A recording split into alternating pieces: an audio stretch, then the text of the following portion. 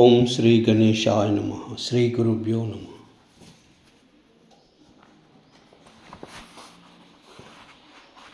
श्री पंचमुख हनुमत ध्यानम्। ओम अस्य श्री पंचमुख हनुमान मंत्रस्य ब्रह्मा ऋषिः गायत्री छन्दः पंचमुख विराट हनुमान देवता। ह्रीं बीजं श्रीं शक्तिः क्रौं कीलकं क्रूं कवचं क्रैं अस्त्राय फट् इति दिग्बन्धः। श्रीगरुड उवाच अथ ध्यानं प्रवक्ष्यामि शृणु सर्वाङ्गसुन्दरी। यत्कृतं देवदेवेन ध्यानं हनुमतः प्रियम्। पञ्चवक्त्रं महाभीमं त्रिपञ्चनयननैर्युतं भौभिर्दशभिर्युक्तं सर्वकामसिद्धिदं। पूर्वं तु वानरं वक्रं कोटिसूर्यसमप्रभं द्रंष्ट्राकरालवदनं भ्रुकुटिकुटिलेक्षणम्। अवै दक्षिणं वक्रं नारसिंहं महाद्भुतम् अत्युग्रतेजो वपुषं भीषणं भवनाशनम्। पश्चिमं गारुडं वक्रं वक्रतुण्डं महाबलं सर्वनागप्रशमनं विषभूतादिकृन्तनम्। उत्तरं सौकरं वक्रं कृष्णं दीप्तं नभोपमं पातालसिंहवेताला ज्वररोगादिकृन्तनम्। ऊर्ध्वं हयाननं घोरं दानवान्तकरं परं येन वक्रेण विप्रेन्द्र तारकाख्यं महासुरम्।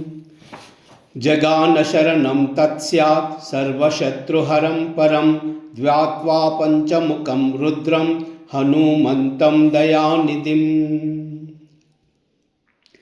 खड्गं त्रिशूलखट्वाङ्गं पाशमङ्कुशपर्वतं मुष्टिं कौमुदकीं वृक्षं धारयन्तं कमण्डलुं।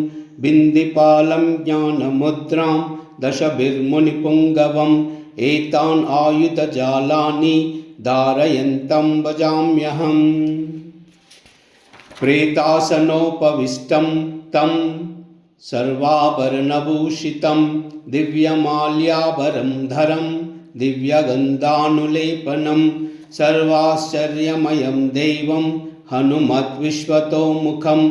पञ्चास्यमच्युतम् अनेकविचित्रवर्णं वक्रांश शशाङ्कशरकं कपिराज्यवीर्यं पीताम्बरादिमुकुटैरुपशोभिताङ्गं पिङ्गाक्षमाद्यमनिशं मनसा स्मरामि।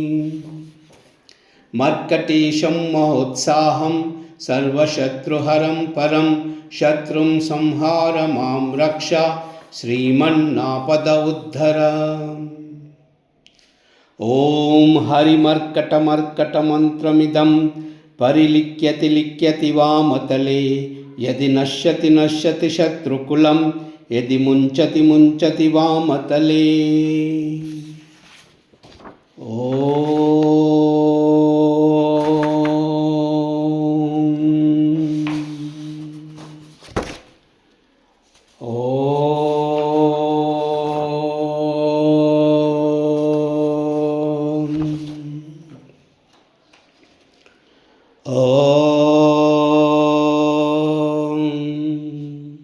नमो हनुमते रुद्रावताराय सर्वशत्रुसंहारणाय सर्वरोगहराय सर्ववशीकरणाय रामदूताय स्वाहा।